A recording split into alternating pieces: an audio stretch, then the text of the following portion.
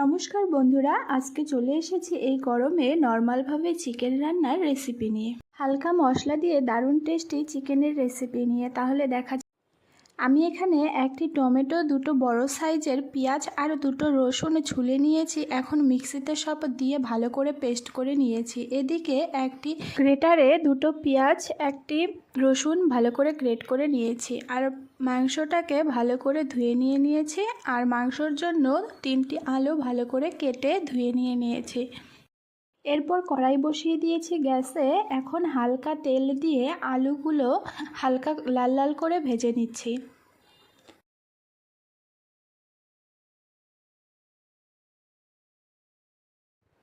আলু ভাজা হয়ে গেছে, এক এক করে সব আলু নামিয়ে নিচ্ছি।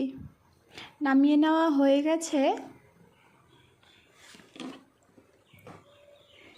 এখন কড়াইতে পরিমাণ মতন তেল দিয়ে দিলাম।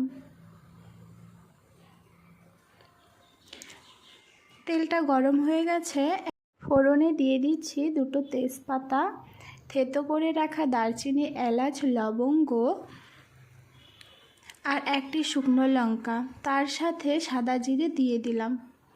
এরপর গ্রেট করে রাখা পেঁয়াজ রসুনটা দিয়ে লাল করে হালকা ভেজে নিলাম। মিক্সিতে পেস্ট করে রাখা টমেটো, পেঁয়াজ, রসুন সব দিয়ে হালকা কষিয়ে নিচ্ছি।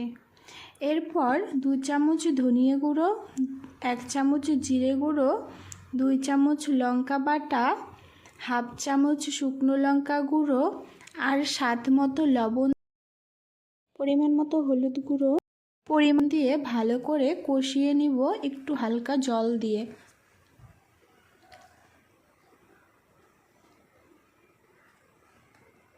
এখন একটু আদা বাটা দিয়ে দিব 1 চামচের মতন।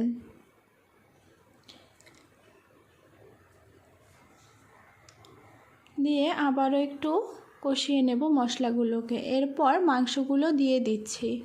মাংসগুলো দিয়ে মশলার সঙ্গে ভালো করে মিশিয়ে নেব।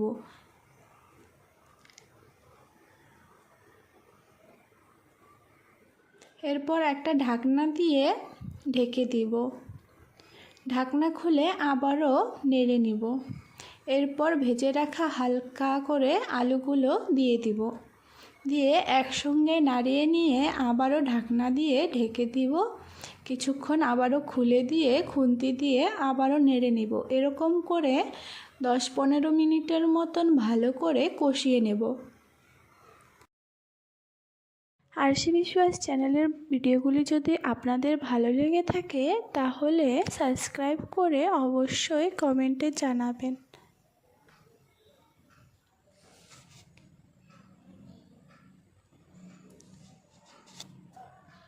এদিকে মাংসটা আমার কষানো হয়ে গেছে। এখন জল দিয়ে দিচ্ছি ঝোলের জন্য।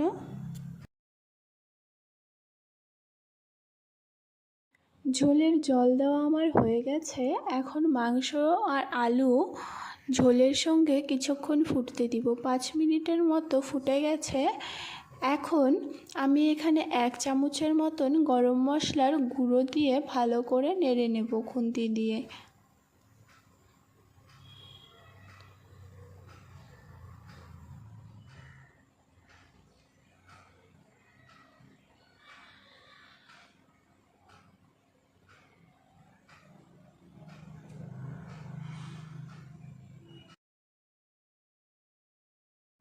চিকেন রেসিপিটি রান্না আপনাদের কীরকম লাগলো অবশ্যই কমেন্টে জানাবেন।